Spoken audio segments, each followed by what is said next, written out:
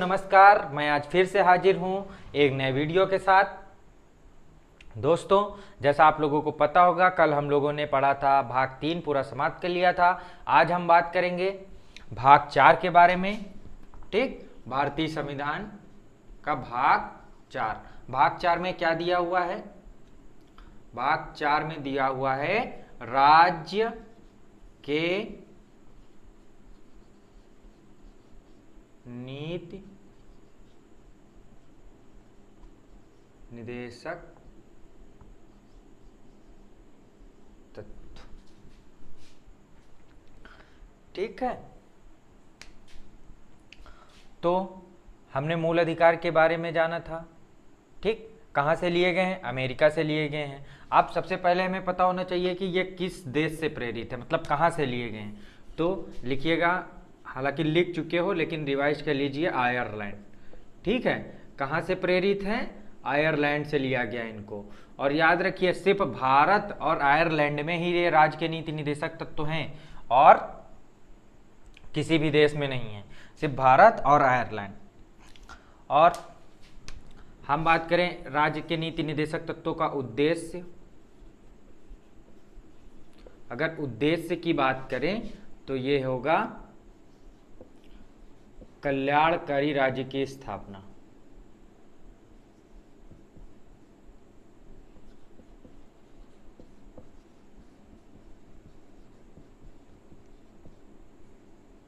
देखो, अगर हम व्यवहारिक भाषा में बताएं तो देखो, मूल अधिकार थे ये नागरिकों को प्राप्त थे। जो राज्य के नीति निदेशक तत्व हैं ये राज्य को प्राप्त हैं। राज्य को क्या प्राप्त है?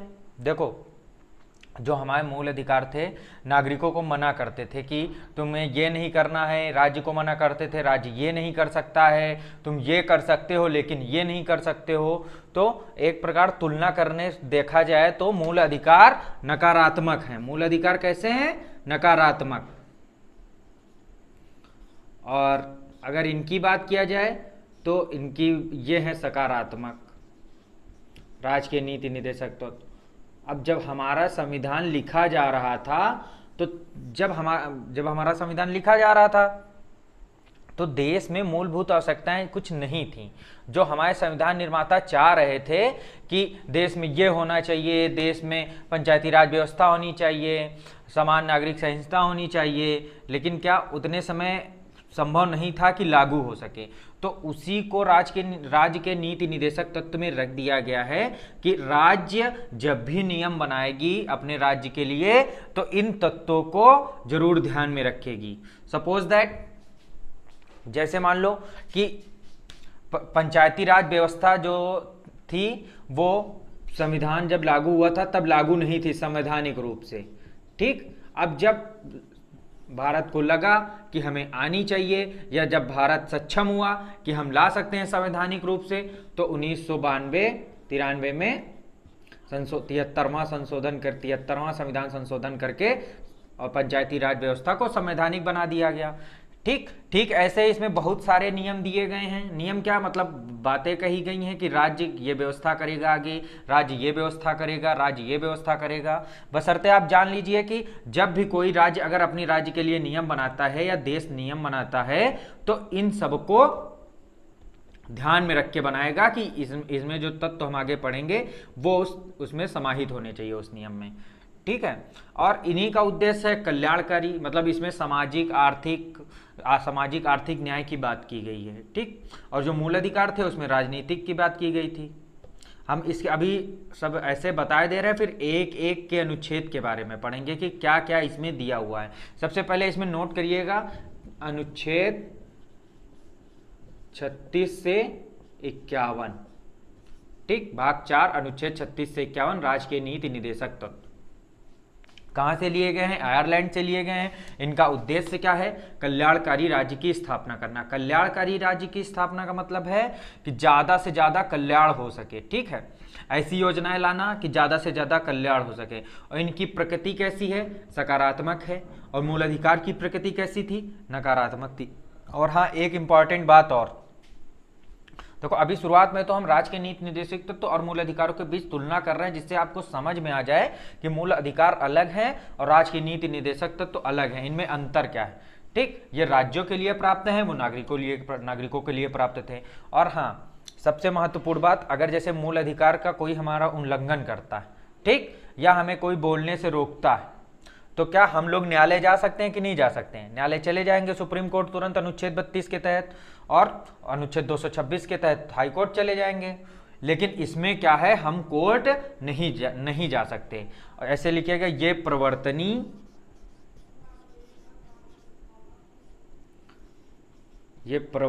है, ये प्रवर्तनी नहीं है, किसके? न्यायालय द्वारा। ठीक, न्यायालय द्वारा हम इसको जा सकते हैं, और यहां राज्य के नीति निदेशक तत्व में नहीं जा सकते। इसमें जो बातें कहें उसमें, जैसे मान लो सरकार ने कोई नियम बनाया, ठीक, नियम बनाया, लेकिन उसमें जो राज्य के नीति निदेशक तत्व में समाहित तत्व हैं, उनमें हमने उसको शामिल नहीं किया, तो हम इसको लेके कोर्ट नहीं जा सकते कि नहीं सरकार ने ऐसा गलत किया है, ऐसा। तो वो न्याय योग्य, मतलब सुप्रीम कोर्ट ये बात नहीं मानेगा कि ऐसा कुछ नहीं है, वो न्याय योग्य नहीं है, सरकार का मन होगा तो रखेगी। हालांकि सरकार का परम कर्तव्य होता है कि इसको देख के ही, मतलब इसको ध्यान में रख के ही नियम बनाए। ठीक, तो अनुच्छेद 36 से 51 है। अब हम 36 से 51 के बारे में पढ़ लेंगे, जो जो इंपॉर्टेंट है, हालांकि सभी इंपॉर्टेंट है। हमारा अनुच्छेद 1 से लेके 51 का तक तो आपको रटे ही होना चाहिए पूरा पूरा। ठीक, तो हम पूरा 36 से 51 के बारे में पढ़ेंगे।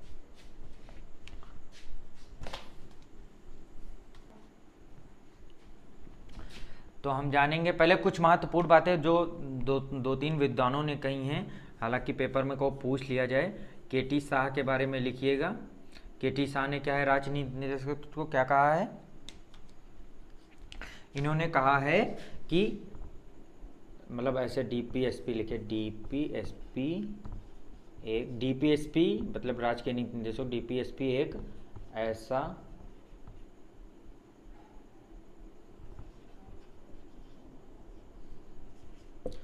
चेक है जो बैंक की सुविधानुसार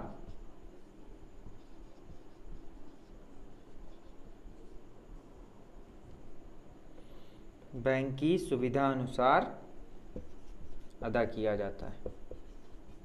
देखो, मतलब वही हो गया कि हमारे पास होगा, जब मतलब राज्य चाहेगी तभी तो वो इनको समाहित करेगी, अगर नहीं चाह रही तो हम लोग कुछ कर थोड़ी ना सकते हैं, चुपचाप बैठे सिर्फ देखते रहेंगे।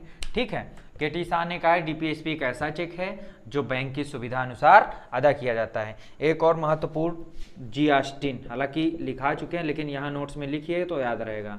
जी ऑस्टिन ने कहा है नीति निदेशक तत्वों को संविधान की आत्मा का है। ठीक है, नीति निदेशक तत्वों को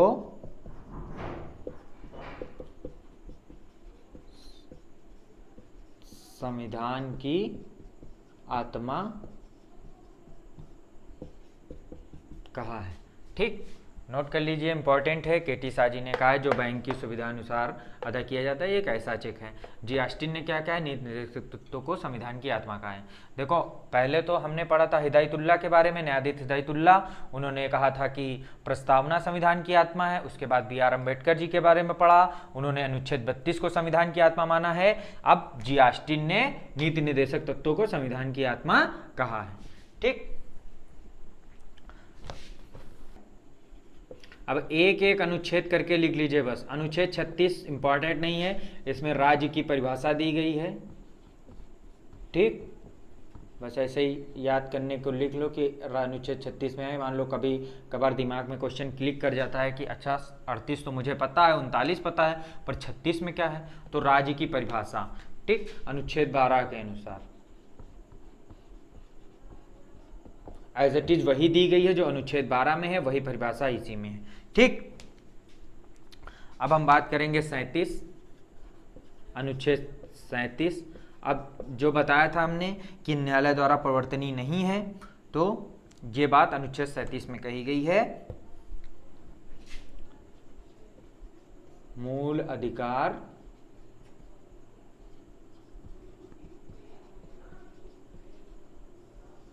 न्यायालय द्वारा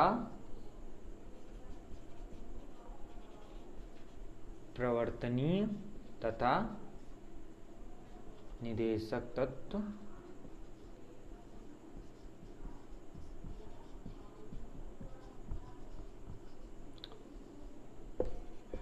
प्रवर्तनीय नहीं।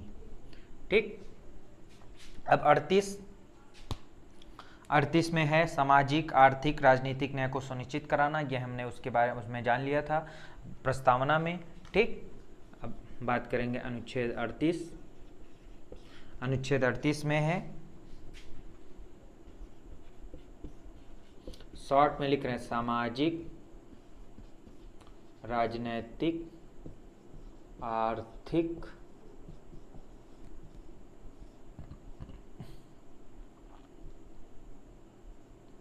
आर्थिक न्याय उपलब्ध कराना।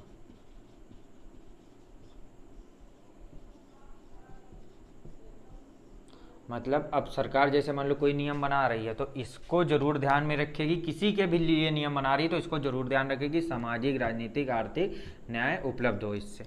ठीक, अब उसके बाद करेंगे अनुच्छेद 39, बहुत ही इंपॉर्टेंट है। इसमें संविधान संशोधन के तहत और भी अनुच्छेद जोड़े गए हैं, वो मोस्ट इंपॉर्टेंट हैं। पिछली कुछ पीसीएस की परीक्षाओं में लगातार 2-3 सालों से देखने को मिल रहा है। ठीक, अब हम बात करते हैं अनुच्छेद 39 को अलग से पढ़ेंगे। हमने अनुच्छेद 37 जान लिया। अनुच्छेद 36 में राज्य की परिभाषा है। 37 में मूल अधिकार, न्यायालय प्रवर्तनीय तथा निदेशक तत्व तो प्रवर्तनीय नहीं है। 38 में क्या है, सामाजिक राजनीतिक आर्थिक न्याय उपलब्ध कराना। अब हम बात करेंगे अनुच्छेद 39 के बारे में।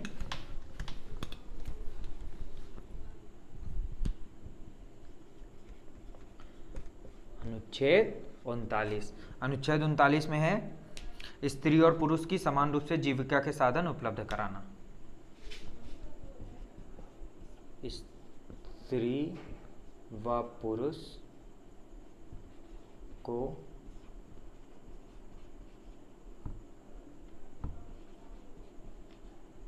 समान रूप से जीविका के साधन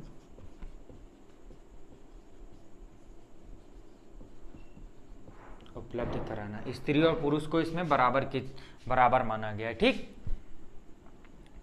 अब एक संशोधन हुआ था, 42वां संविधान संशोधन। कब हुआ था, मोस्ट इंपॉर्टेंट है,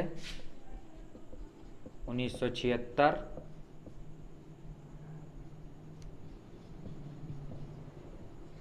1976 में कुछ अनुच्छेद जोड़े गए, उनके बारे में जान लें। ठीक, ऐसे इसको लिखिए, जोड़ा गया 39 का। ठीक, इसी के सब पार्ट जोड़े गए 39 का। 39 का में क्या कहा गया है, 39 का में कहा गया है समान न्याय एवं निःशुल्क विधिक सहायता। ठीक है, अगर आपके पास पैसे नहीं हैं तो आप सरकार से या सरकार के वकील होते हैं उनको निःशुल्क विधिक सहायता ले सकते हैं। और समान न्याय की बात की गई 39 का में। कब जोड़ा गया, 42वें संविधान संशोधन 1976 में। उसके बाद अब 39 गा में है संपत्ति और उत्पादन का केंद्रीकृत न, उत्पादन का केंद्रीकरण न। इसका मतलब है कि ऐसा नहीं कि एक लोगों के पास खूब सारी संपत्ति हो जाए, एक लोग ही जो उत्पादन करें। ठीक, ऐसा कुछ नहीं है। ये इसी 39 गा के तहत टैक्स व्यवस्था है। अगर प्रकार से देखी जाए तो अगर ज़्यादा संपत्ति है तो सरकार टैक्स वसूलने लगती है और उसी को बहुत सारी योजनाएं चलाकर गरीबों में वितरित करती है। 39 गा हो गया। अब एक मोस्ट इंपॉर्टेंट 39 घा। ठीक, इतना नोट कर लिया। 39 घा, घा घड़ी वाली घा। नोट्स बनाते चलिएगा, यकीन मानिए ऐसे नोट्स बन जाएंगे जो आपको कभी कोई बुक नहीं पढ़नी पड़ेगी, सारा इसी में निहित होगा। ठीक, अब हम बात करेंगे 39 घा के बारे में। 39 घा में क्या दिया हुआ है? 39 घा में दिया है स्त्री और पुरुष को समान वेतन। बहुत ही इंपॉर्टेंट, बार बार पूछा जाता है। स्त्री या पुरुष को समान वेतन की बात की गई है, इसमें समान वेतन की बात की गई है। और बाकी 39 अंगा भी है, 39 चा भी है। 39 चा लिख लीजिए, एक बार पूछा गया है, ठीक। 39 चा पूछा गया 2006 में। 39 चा में लिखिए युवकों व बच्चों की शोषण से रक्षा, मतलब कोई शोषण नहीं कर सकता, ठीक। शोषण से रक्षा। ऐसा नहीं कि ऐसा नियम बना दो कि युवक और बच्चों का शोषण हो। ये 39 चा के बाद 39 चा के तहत की गई है, ठीक। अब हमारा 39 पूरा खत्म हो गया। अब इम्पॉर्टेंट है अनुच्छेद 40। अनुच्छेद 40, इसमें पंचायती राज व्यवस्था की बात की गई। पंचायती राज व्यवस्था। देखो, जब संविधान बना था तब तो हमारे देश में पंचायती राज व्यवस्था नहीं थी। उसमें सिर्फ नीति निर्देशकों में कहा गया था कि सरकार जब भी नियम बनाएगी या सरकार जब भी सक्षम होगी तो इसको संवैधानिक रूप से ला सकती है, राज्य ऐसी व्यवस्था कर सकता है। और इसी को कानूनी रूप देते हुए 1993 में 73वें संविधान संशोधन द्वारा इसको संवैधानिक रूप दिया गया। अनुच्छेद 40 हो गया। अब हम बात करेंगे अनुच्छेद 41 के बारे में। अनुच्छेद 41 क्या कहता है? अनुच्छेद 41 कहता है कि सभी नागरिकों को रोजगार पाने का रोजगार दिलाओ। सभी नागरिकों को उनके मतलब कि शिक्षा के अनुसार, उनकी या योग्यता के अनुसार बोला जाए तो उनकी योग्यता के अनुसार उनको रोजगार दिलाओ, ठीक है। और जो बूढ़े हो जाते हैं उनको सहायता दो, पेंशन वगैरह जो चलती है, ठीक। और अनुच्छेद 41 के तहत मनरेगा जो गांव में योजना चलती है महात्मा गांधी, तो उसी के तहत ये मतलब इसी के तहत वो योजना चलाई जा रही है। तो ऐसे लिखेंगे इसको, सभी नागरिकों को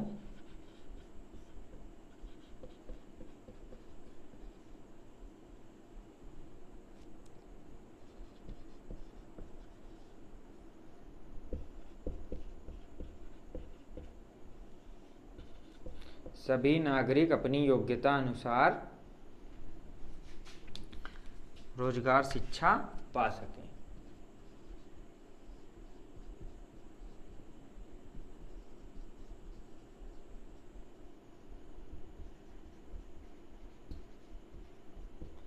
और बुढ़ापे की सहायता भी, ठीक है। पेंशन वगैरह जो चलती है इसी के तहत है। और क्या है? और ऐसे ब्रैकेट में मनरेगा करके लिख लीजिएगा तो याद रहेगा, ठीक। मनरेगा अनुच्छेद 41 को ध्यान में रखते हुए बनाई गई है कि सबको रोजगार मिल सके, ठीक। अनुच्छेद 41 हो गया। अब हम बात करेंगे अनुच्छेद 42 के बारे में। अनुच्छेद 42 हालांकि इतना इंपॉर्टेंट नहीं है पर लिख लीजिए आप लोग।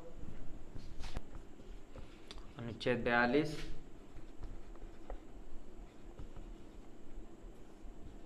अनुकूल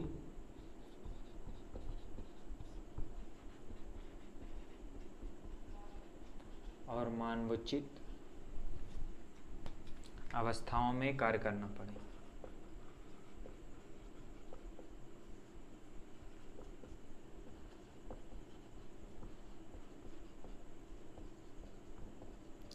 ठीक है, ऐसा नहीं कोई स्त्री गर्भधारक हुए उससे काम कराया जा रहा है। सरकार खैर ऐसे नियम बनाती है कि उनको सुविधा मिल सके, ठीक। और अगर आपको पूछा जाए कि प्रसूति सहायता का उपबंध किससे है तो इसी से, अनुच्छेद 42 से। पैसे लिख लीजिए, प्रसूति सहायता के लिए उपबंध करेगा सरकार। बहुत सारे नियम बनाती है प्रसूति सहायता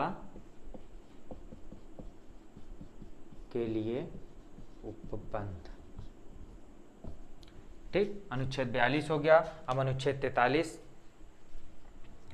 अनुच्छेद 43 मोस्ट इम्पॉर्टेंट, पेपर में आ भी चुका है।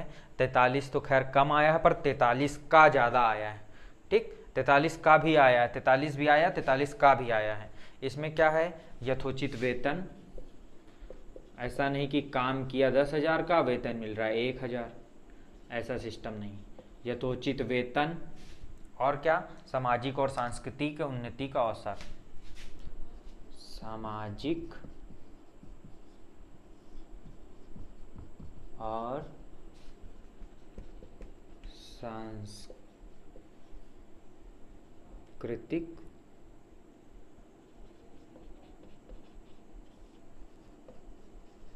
उन्नति का अवसर दें, सरकार के लिए है।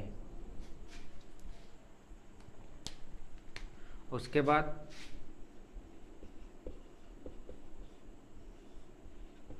सहकारी आधार पर कुटीर उद्योगों को सहायता, महात्मा गांधी जी द्वारा प्रेरित है ये।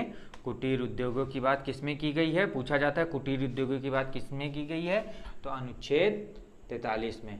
और 43 का में लिखिएगा क्या है, पीसीएस 2019 में आया है। 43 का में क्या कहा गया है, 43 का में कहा गया है जो उद्योग होंगे उसमें कर्मचारी भी प्रबंधन में भाग लेंगे। ठीक, कर्मचारी भी भागीदार बनाएगा, कर्मचारियों को भी भागीदार बनाएगा, ऐसे लिखिए, उद्योगों में या औद्योगिक संस्थानों में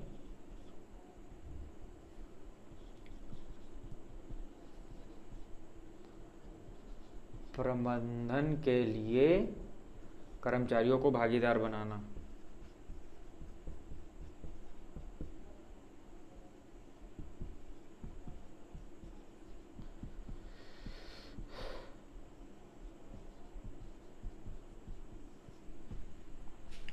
ठीक है, तो 42 भी हो गया, 43 भी हो गया। 42 में क्या है, अनुकूल और मानोचित अवस्थाओं में कार्य करना पड़े, जैसे प्रसूति सहायता के लिए बंद करते हैं।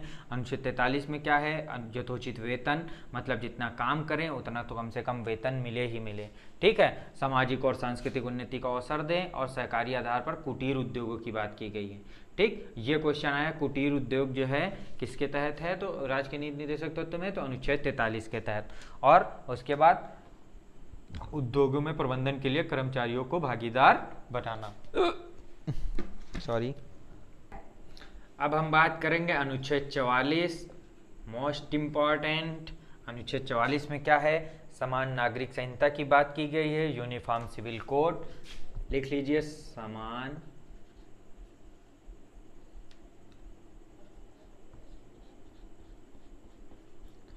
नागरिक संहिता। ठीक, और अभी तक पूरे देश में सिर्फ एक राज्य में लागू है, वो राज्य है गोवा। नोट करके लिखिए, सिर्फ गोवा में लागू, अभी और कहीं नहीं लागू। उसके बाद हम बात करेंगे अनुच्छेद 45। अनुच्छेद 45 में देखो, जब संविधान बना था तब लिखा था कि राज्य 14 वर्ष तक के बालकों के लिए निःशुल्क और अनिवार्य शिक्षा प्रदान करेगा। ठीक, इसी को ध्यान में रखते हुए अनुच्छेद 45 के तहत शिक्षा का मूल अधिकार जोड़ा गया। हमने पढ़ाया था 21A में, पढ़ाया था कि नहीं पढ़ाया था, मूल अधिकार कब जोड़ा गया, शिक्षा का मूल अधिकार 21A में। इसी को ध्यान में रखते हुए 21A जोड़ा गया, और उसको ध्यान में रखते हुए 2009 में RT एक्ट आया, राइट टू एजुकेशन, और 2010 में प्रभावी भी हो गया। ठीक, अब इससे हटके इसमें दूसरी बात लिख गई है, मतलब अब उसको हटा दिया गया है 6 से 14 वर्ष तक के बालकों के लिए निःशुल्क और अनिवार्य शिक्षा, क्योंकि वो अनिवार्य ऑलरेडी कर दी गई है 2010 में। ठीक, अब तो वो मूल अधिकार ही बन गया है हम लोगों का। तो अब इसमें कहा गया है कि राज्य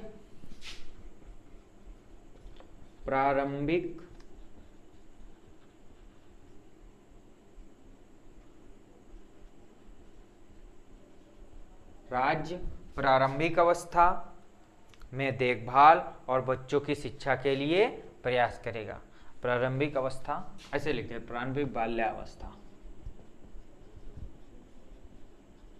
प्रारंभिक बाल्यावस्था तथा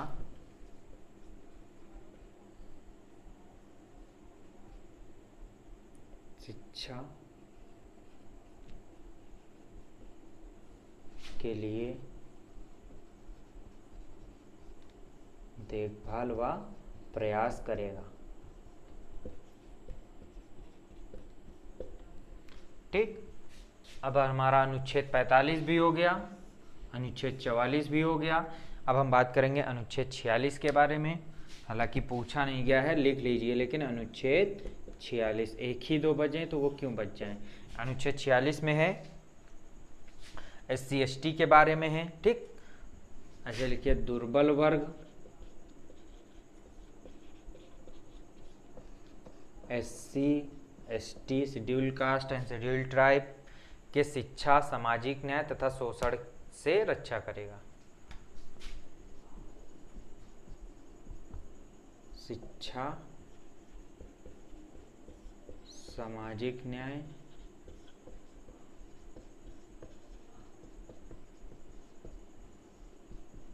शोषण से रक्षा करेगा। इसका मतलब देखो, राज्य कोई भी अधिनियम ला रहा है या कोई भी योजना ला रहा है तो SC/ST दुर्बल वर्ग इनको ध्यान में रख के कि इनका शोषण न हो पाए, इनका सामाजिक न्याय की रक्षा करेगा। अनुच्छेद 46 भी हो गया। अनुच्छेद 47 में लिख लीजिए, अनुच्छेद 47 हमारा नशा से संबंधित है। ठीक, जीवन स्तर और स्वास्थ्य सुधारने के लिए प्रयत्न करेगा। जीवन स्तर और स्वास्थ्य सुधारने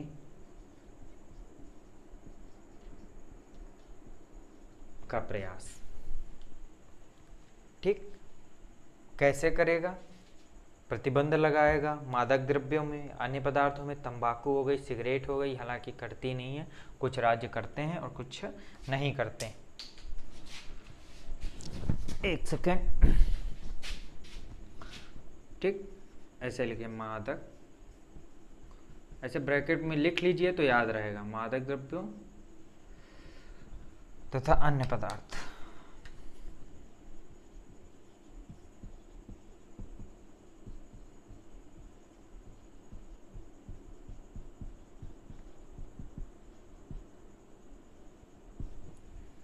मादक द्रव्यों तथा अन्य पदार्थों पर प्रतिबंध।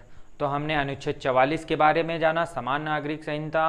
अनुच्छेद 45 में पहले से 6 से 14 वर्ष तक की अनिवार्य शिक्षा थी, लेकिन उसको अब सरकार ला चुकी है, ऑलरेडी ला चुकी है RT एक्ट के माध्यम से या शिक्षा के मूल अधिकार के माध्यम से।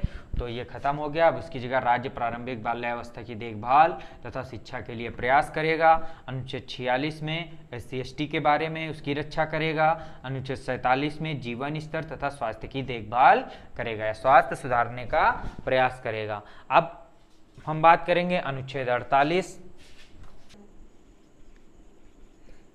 अनुच्छेद 48 में क्या दिया गया है? अनुच्छेद 48 में दिया गया कृषि और पशुपालन को आधुनिक और वैज्ञानिक बनाने का प्रयास करेगा। ठीक, जितने समय हमारा संविधान लिखा था उतने समय हमें आधुनिकता कम थी, वैज्ञानिकता कम थी। ठीक, तो उसमें आगे निहित कर दिया गया है कि आगे ये प्रयास करेगा कृषि और पशुपालन के लिए। अनुच्छेद 48 में दे दिया गया, तो इसको लिखिए, कृषि और पशुपालन। देखो, बस ऐसे ही दिमाग में रखो, अगर कृषि पशुपालन की बात आ रही है, अनुच्छेद 48 दिया गया है, तो आप उसमें टिक मार दो जाके। ठीक, उसके बाद अगर भाई 48 का भी पढ़ेंगे, जो बहुत बार पूछा जा चुका है, कृषि और पशुपालन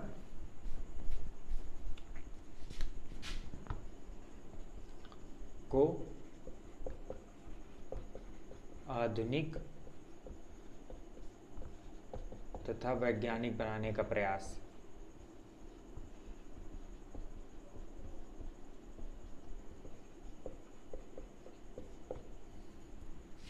अब 48 का 42वें संविधान संशोधन द्वारा जोड़ा गया अनुच्छेद 48 का। अनुच्छेद 48 का कब जोड़ा गया? 42वें संविधान संशोधन 1976 में। इसमें पर्यावरण के संरक्षण व संवर्धन की बात की गई है, मतलब पर्यावरण को हम लोग संरक्षण करें और उसको बढ़ाएं और वन्य जीवों की रक्षा का प्रयास भी करें। ठीक, पर्यावरण संरक्षण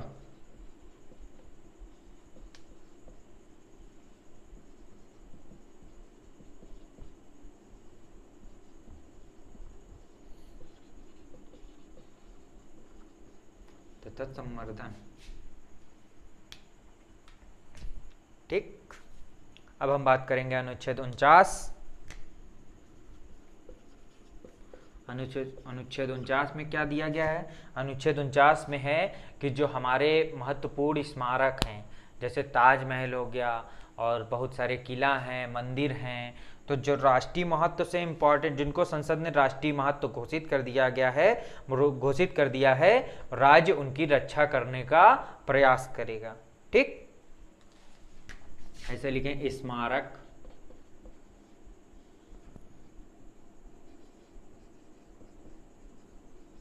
कलात्मक या ऐतिहासिक,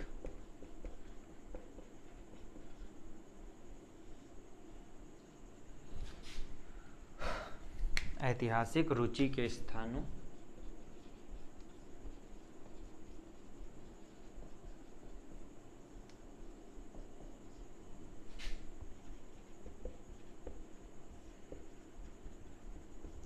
संसद द्वारा राष्ट्रीय महत्व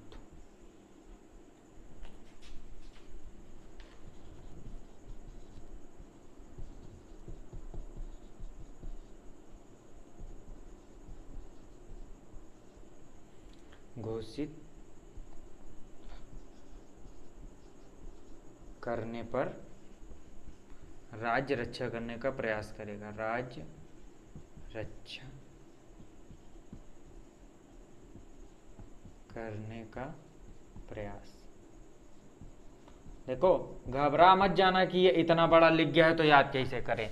आपको अपने अंदर एक समझ विकसित करनी है। बस ऐसे याद रखना है कि जो बहुत सारे स्मारक होते हैं, मंदिर होते हैं, स्तूप, विहार, अन्य जो मतलब संसद द्वारा राष्ट्रीय महत्व घोषित कर दिया जाए कि हाँ ये देश की संपदा है, ऐतिहासिक रूप से, कलात्मक रूप से यहाँ पर पर्यटन स्थल बन सकता है, बहुत सारे देश आ सकते, बहुत सारे देश के लोग आ सकते हैं, तो उसको राज्य रक्षा करने का प्रयास करेगा। ठीक है, ऐसे अपनी समझ से जैसे पर्यावरण की बात आ जाए तो 48 का में बोल देना, ऐसे पर्यावरण 48 का की बात कही गई है। ठीक, ऐसे तुमको पूरा याद नहीं रखना है कि कृषि और पशुपालन को आधुनिक तथा वैज्ञानिक बनाने का प्रयास, ऐसे पेपर में भी नहीं ऐसे आएगा, घुमा फिरा के कुछ भी पूछ सकता है। आप सिर्फ इतना याद रखना, कृषि और पशुपालन से संबंधित 48 में बात की गई है, पर्यावरण से संबंधित 48 का में बात की गई है, स्मारक की रक्षा से संबंधित 49 में बात की गई है। अब हम बात करेंगे अनुच्छेद 50 की। इतना नोट कर लिया? 50, अनुच्छेद 50 में क्या कहा गया है कि राज्य न्यायपालिका को कार्यपालिका से पृथक करने का प्रयास करेगा। ठीक, पृथक करने का कदम उठाएगा। ठीक,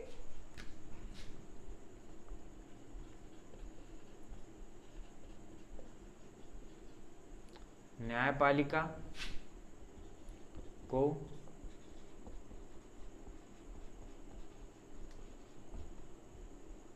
कार्यपालिका से अलग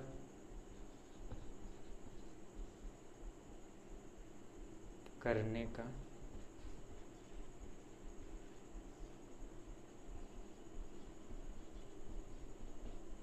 कौन उठाएगा? राज्य।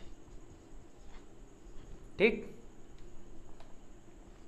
देखो संविधान में ऐसी बात कही गई है कि कार्यपालिका न्यायपालिका ये अलग अलग हैं, लेकिन मान लो सरकार ऐसी कोई नियम बना दे, ठीक, तो इसको ध्यान में रख के नियम नहीं बनाया गया, कार्यपालिका अलग कार्य करेगी, न्यायपालिका अलग कार्य करेगी। हालांकि उसके लिए सुप्रीम कोर्ट तो है ही। अनुच्छेद 51 की बात करें अब हम, लास्ट अनुच्छेद, अनुच्छेद 51। अनुच्छेद 51 में क्या कहा गया है? अनुच्छेद 51 में हमारी अंतर्राष्ट्रीय नीति के बारे में है, अंतर्राष्ट्रीय शांति सुरक्षा तथा भारतीय विदेश नीति, मतलब भारत की विदेश नीति इसमें अनुच्छेद 51 में लिख लीजिए।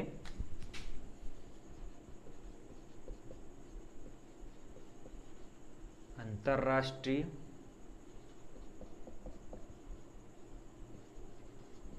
शांति सुरक्षा तथा भारत की विदेश नीति।